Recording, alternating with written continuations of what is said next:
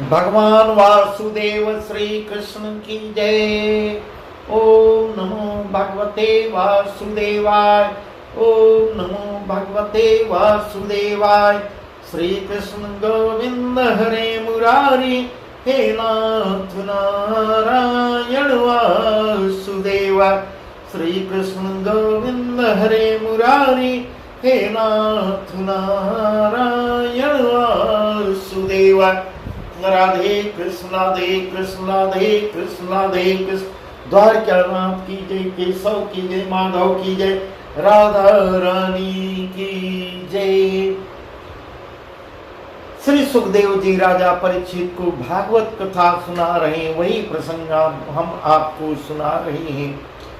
और आज का प्रसंग है इक्ष्वाकुवंशी बहुत ही बड़े दानी राजा नृग की कथा कर रहे हैं। जो कथा हमने कल भी आपको सुनाया था वही कथा है, उसके आगे का प्रसंग आज हम आपको सुना रहे हैं। इस प्रकार राजा नृग इतने बड़े दानी थे, पर भी इससे हमको बहुत कुछ सीख मिलती है। इतने परम दानी होते हुए जिनके दान का वर्णन सुखदेव जी नहीं कर पा रहे हैं और कह रहे हैं बालू के कणों को गिना जा सकता है, आकाश के तारों को गिना जा सकता है। राजा नृग ने कितनी गायों को दान दिया है उसका वर्णन नहीं किया जा सकता, उसको नहीं गिना जा सकता। और ऐसे राजा थोड़ी सी भूल के कारण, बहुत ही थोड़ी सी भूल उनसे होती है और वह गिरगिट बन जाते हैं। गिरगिट बन के बहुत दिनों तक एक अंधेरे कुएं में रहना पड़ता है उनको। इससे हम लोगों को बहुत सीख मिलती है कि प्रभु की यहाँ एक एक गिनती, एक एक त्रुटि की, एक एक गलती की गिनती होती है। कहाँ कब मुझसे चूक हो जाती है और वह भोग दंड भोगना पड़ता है। वही है आज उसके आगे का प्रसंग हम आपको बता रहे हैं। आगे क्या होता है, श्री कृष्ण के वंशज, उनके पुत्र, उनके नाती आते हैं और प्यासे थे, अखेट को निकले हैं, प्यासे होते हैं, कुएं के पास इस आशय से जाते हैं कि कुएं में जल मिलेगा। तभी पीछे से कोई आवाज लगाता है कि उस कुएं में जल होगा कि नहीं होगा। उसमें एक बहुत बड़ा गिरगिट रहता है, जिसको सुनकर वे लोग जिद पकड़ लेते हैं कि पानी तो पीछे, मैं गिरगिट को निकाल के ही रहूंगा, बिना हम इसको निकाले यहां से नहीं जाएंगे। महाराज जब वह पगड़ी बांध के इस प्रकार सुखदेव जी कर रहे, पगड़ी बांध के खेतों की रस्सी से नहीं निकलता है, तब उन्होंने गांव से सनई जो होती है, संसूत मोज की रस्सी मंगवाते हैं और मोटी मोटी भारी भारी रस्सियां मंगवाते हैं और कुएं में फांस गिरगिट को बांध बल कर खींचने लगते हैं, पर वहां से टसका भी नहीं सकते हैं। इस प्रकार ऐसा वर्णन सुखदेव जी कर रहे हैं। गिरगिट इतना बड़ा था कि वहां से हिल भी नहीं रहा है। बल बांध कर गिरगिट को बहुत बल लगा के खींचते हैं और खिसका नहीं पाते हैं। किसी ने द्वारका में जाकर यह प्रसंग श्री कृष्ण को बताया है। वन में अंधे कुएं के भीतर एक बहुत बड़ा भारी मोटा गिरगिट है। इसे कुंवर काट कर नाती कुंवर लोग हार गए हैं, निकाल के परेशान हो रहे हैं, नहीं निकाल पा रहे हैं। वहीं वो लोग फंसे हुए हैं, मोटा गिरगिट है। जब यह बात श्री कृष्ण को पता चलती है तो हरि उठते हैं और दौड़ते चले आते हैं, चले वहां आते हैं जहां सब लड़के नाती उनके गिरगिट निकाल रहे थे। प्रभु को देखते ही सब बोलते हैं, पिताजी देखो यह कितना बड़ा गिरगिट है, कि हम लोग इतनी देर से परेशान हो रहे हैं और वह निकालने पर निकलता नहीं। महाराज ऐसे वचन जब वासुदेव श्री कृष्ण सुनते हैं, उनके कान में जाता है, कुएं में उतर उसे शरीर में शरण लगाते हैं, कुएं में उतर जाते हैं और उसके शरीर पे अपने चरणों का स्पर्श कराते हैं। चरणों का स्पर्श करते ही वह देह छोड़ देता है और उसका उद्धार हो जाता है, वह सुंदर पुरुष बन जाता है। यह राजा नृग की कथा है और इस प्रकार धर्मराज जी उनको पहले ही बताए थे कि भगवान वासुदेव श्री कृष्ण ही आपका उद्धार करेंगे। भूपति रूप रह गई पाए, हाथ जोड़ बिनवे सिर नाय। इस प्रकार राजा नृग जो इसके पहले राजा नृग के रूप में थे, उनसे प्रकट गिरगिट हुए, गिरगिट से जो देह रूप में मानव प्रकट हुआ है, वह दोनों हाथ जोड़कर विनती करके सिर नवा रहा है और कृपा सिंधु आपने बड़ी कृपा की जो इस महाविपत्ति में आकर मेरी भी खबर ली है। इस प्रकार दोनों हाथ जोड़ के विनती कर रहा है। यहाँ सुखदेव जी कह रहे हैं, राजा जब वह मनुष्य रूप में हो प्रभु से इस बात की बातें करने लगा, तब यादों के बालक और हर के बेटे पोते अचरज कर श्री कृष्ण जी से पूछने लगते हैं कि हे महाराज यह कौन है? अभी तो यह गिरगिट था, अब तो यह मानव रूप में आ गया।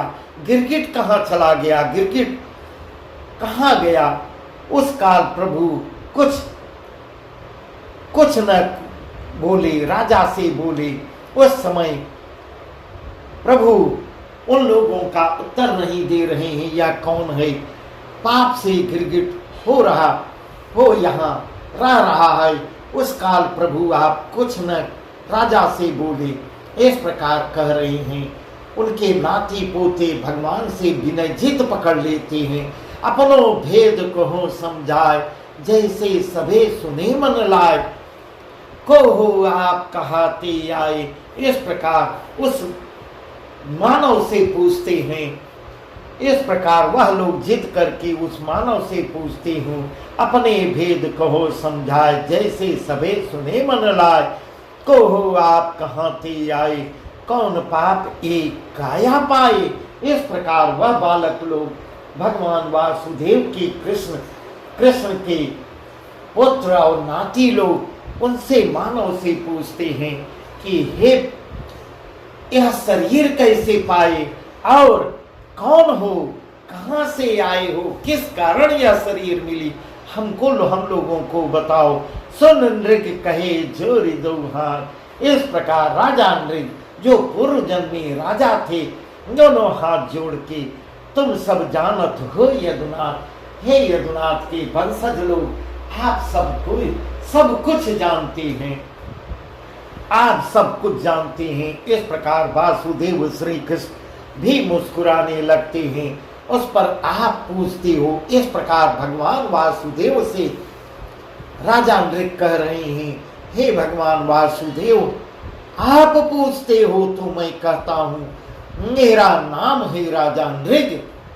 भगवान वासुदेव मुस्कुराते हैं और नृग कहते हैं, यदि भगवान वासुदेव आप अगर मुझसे प्रश्न कर रहे हो तो मैं आपको उत्तर देता हूँ। मेरा नाम है राजा नृग। मैंने अनगिनती गौ ब्राह्मणों को तुम्हारे निमित्त दी। एक दिन की बात है कि मैंने एक गाय संकल्प करके ब्राह्मण को दी। दूसरे दिन उन गायों में से एक गाय फिर वही संकल्प की हुई मैंने कहीं से भूलती भटकती आ जाती है। अनजाने में दूसरे दिन भी मैं उस गाय को का दान कर दिया। जो वह लेकर निकला तो पहले ब्राह्मण ने गौ पहचान उससे कहा कि यह गाय मेरी है, मुझे कल राजा के यहाँ से मिली, सारा वृत्तांत बता देते हैं। तो क्यों लिए जाता है? दोनों ब्राह्मण मेरे पास आते हैं और दोनों आपस में झगड़ने लगते हैं। मैंने बहुत समझाया, बहुत विनती की, उन लोगों का पांव पकड़ लिया। एक गाय के बदले मुझसे लाख गौ ले लो, लाख रुपए ले लो, चाहे लाख गौ ले लो, परंतु मुझे और यह झगड़ा आपस में मत करो, मेरे ऊपर पाप मत चढ़ाओ, मुझे प्रायश्चित करने दो। इस प्रकार वह दोनों राजी नहीं होते हैं। मेरा कहा उन दोनों ने नहीं माना। इसका निदान यह निकलता है, प्रभु गौ छोड़कर क्रोध कर दोनों चले जाते हैं और मैं पछता के रह जाता हूँ। अपना मन मार के बैठ जाता हूँ। अंत समय यम के दूत मुझे धर्मराज के पास जब ले जाते हैं, मेरे मरणोपरांत धर्मराज के पास ले जाते हैं। धर्मराज ने मुझसे पूछा कि राजा, तेरा धर्म तो बहुत बड़ा है, पाप तो थोड़ा ही है, कहो पहले क्या भुगतोगी? यह वही सारा वृत्तांत सुनाते हैं। मैंने कहा मैं अपने किए हुए पापों को पहले भुगतूंगा। इस बात के सुनते ही धर्मराज बोले कि राजा तूने ब्राह्मण को दी हुई गाय फिर दान दे दी, दोबारा दे दी।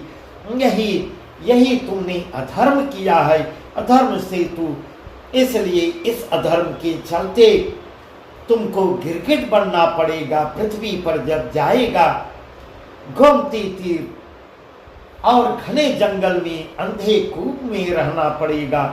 जब द्वापर के अंत में श्री कृष्ण भगवान वासुदेव अवतार लेंगे, तेरे पास आवेंगे और तेरा उद्धार करेंगे। यह प्रसंग उन्होंने ही मुझको बताया था महाराज। तभी से मैं गिरगिट रूप में इस अंधे कुएं में पड़ा आपके चरण कमलों का इंतजार कर रहा हूँ और चरण कमलों का इंतजार करता रहा। और आपके आने पर जब आप आते हैं, आपने मुझे महाकष्ट से उबारा है प्रभु। इस प्रकार दोनों हाथ जोड़कर और भवसागर से पार उतारा है। ऐसा कहकर राजा नृत्य विदा हो विमान आता है और राजा नृत्य को वैकुंठ के ले जाता है। और श्री कृष्ण सबको लेके बाल गोपालों को समझाने लगती हैं। हंसते हुए वह द्वारकापुरी को पधारते हैं। विप्रदोष जनि को करो, इस प्रकार करें मत को अंश विप्र को हरो। इस प्रकार भगवान वासुदेव अपने ग्वाल बालों से अपने वंशज, अपने पुत्रों नातियों को समझाते हैं। ब्राह्मण से द्रोह नहीं करना चाहिए, विप्रदोष और ब्राह्मण के साथ कोई पाप नहीं करना चाहिए, ब्राह्मण का अंश नहीं हरना चाहिए। मन संकल्प कियो दिन राखो, सत्य वचन विप्र न शोभाको। जो कुछ हो जितना दे सको वही ब्राह्मण को बोलो। झूठा वचन ब्राह्मण को झूठे आश्वासन नहीं देना चाहिए। इस प्रकार भगवान वासुदेव श्री कृष्ण ब्राह्मण की महत्ता बताते हैं, अपने भी वंशजों को समझाते हैं। विप्र दियो फेड़ जो लेही, ताको दंड नित्रोयम देही। यदि ब्राह्मण